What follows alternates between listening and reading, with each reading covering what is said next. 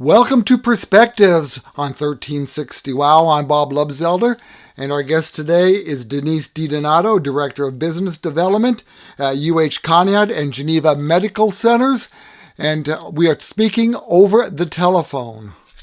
Denise, hi. You're a busy person. Good morning, or good afternoon. Yeah, it's a little after lunchtime. Good afternoon. So how are things different at the hospitals? You're at both Geneva and Conneaut. Are both pretty much operating the same frequency? Yeah. Conneaut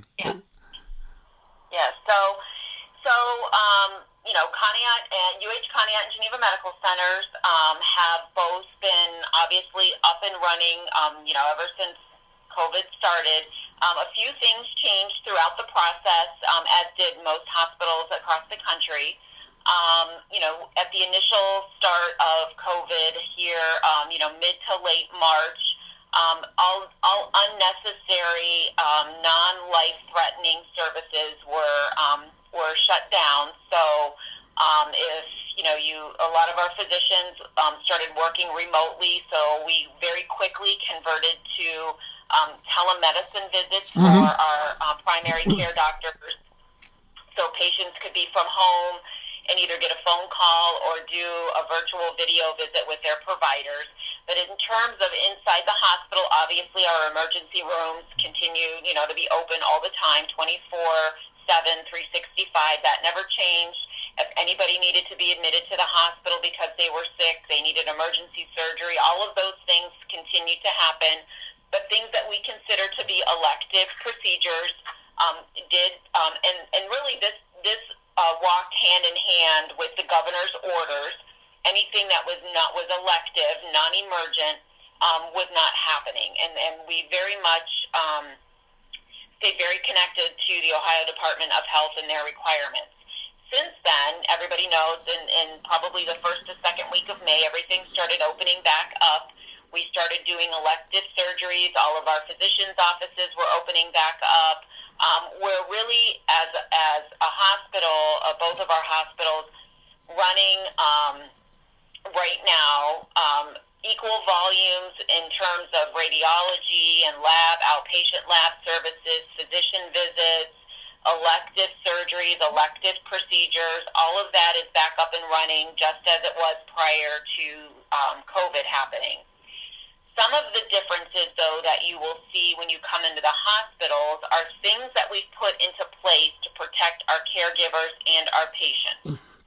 So, okay. In Conneaut, there's only one door that is open for entrance and exit, and that door is located at the emergency room. We installed a thermal camera system where everybody that comes in is scanned, hands-free. They just stand in front of this camera. Their temperature is checked. If they do not have a temperature, it flashes green around their picture. Then they walk over to our screener at the screening table, which she has plexiglass on her table to help maintain a divide between her and anybody coming in, and asked questions about any symptoms. So we all know that, a lot of the symptoms have changed over time.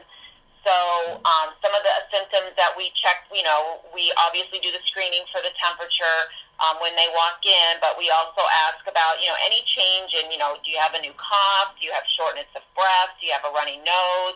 Have you been in contact with anyone in the last 14 days that is suspected or diagnosed with COVID-19? Do you get the taste thing where you not being able to taste? Yeah, that's one of those kind of outlier type symptoms. So we don't actually ask that as part of entrance into the hospital, but at both entrance locations, we do have a sign that has a more comprehensive list of all of the types of symptoms. But we really look for the main triggers of fever, respiratory issues, cough, runny nose, some other digestive type issues as well. We really hit the main ones as entrance into the hospital. If you think you have, because everybody gets a little paranoid with this at some point, right. If you think you have a few symptoms, what should you do? Wait a little bit or panic, go to the hospital, call a number, jump out a Yeah, window? it just depends on the degree of symptoms that you have. So our urgent care that's located in Ashtabula, if you have mild symptoms and you're unsure if it's seasonal flu, because again, we're going into the seasonal flu Yes. time of the year. Flu vaccinations are available now at your physician offices, at drugstores, wherever you typically get your flu vaccine. Those are up and running. I got mine this week here at the hospital as an employee.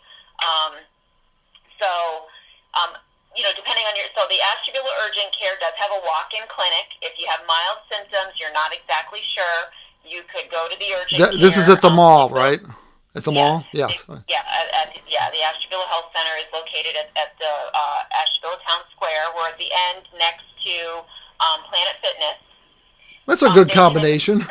They can administer a COVID test there if you're symptomatic. If you have a primary care doctor that you see, you can contact your primary care doctor, talk to them about your symptoms. If they feel that you are a candidate for a COVID test, meaning you are symptomatic, they can write an order.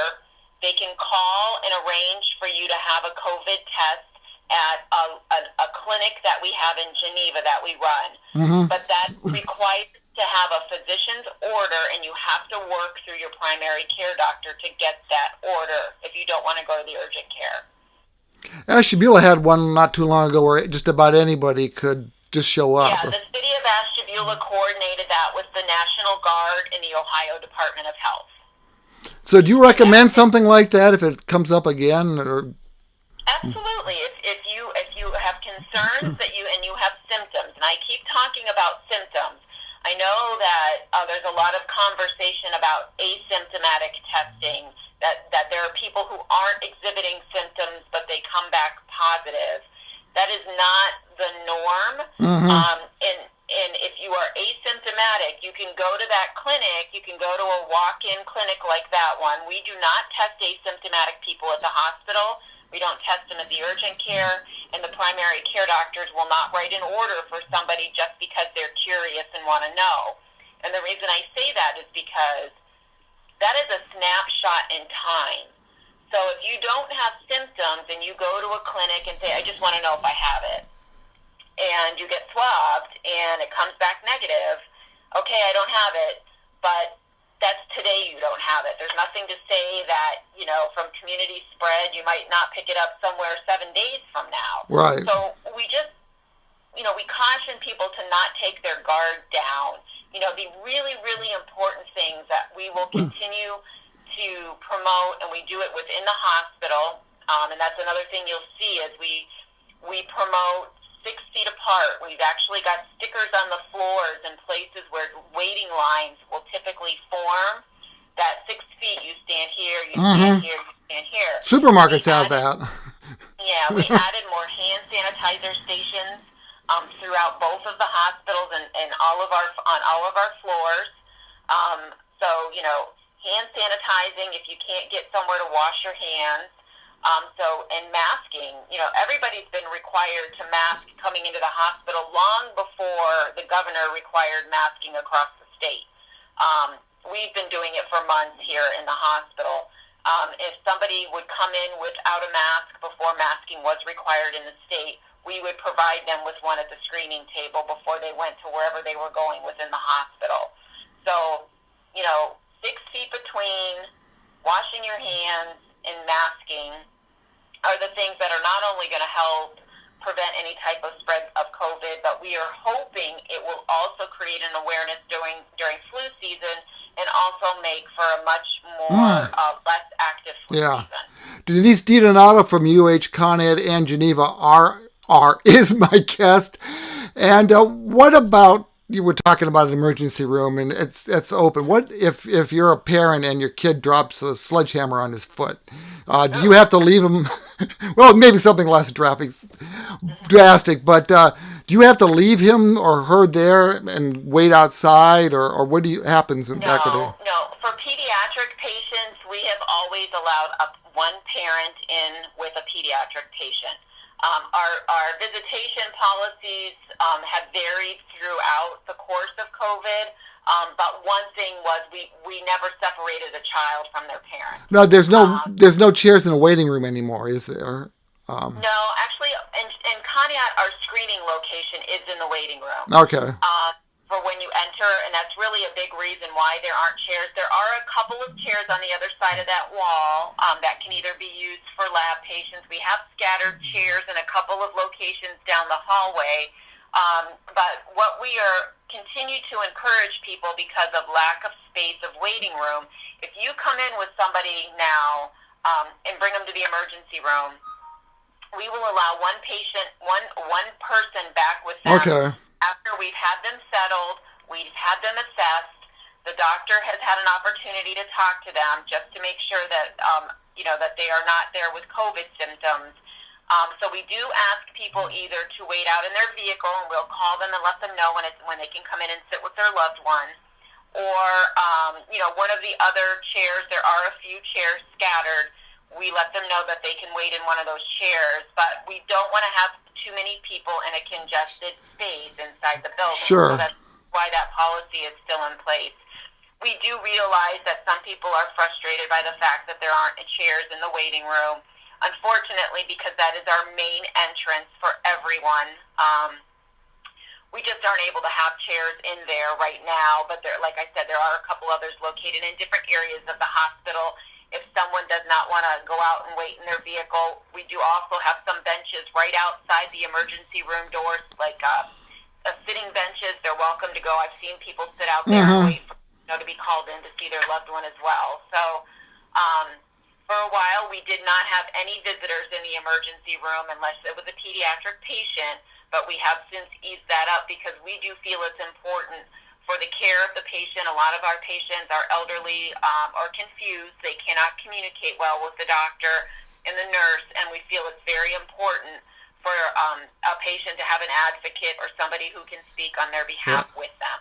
We've only got a couple of minutes left, and I want to at least touch on UH has got some new roles too, don't they? I mean, I understand that UH has helped the schools, tour the schools and make sure that things are safe.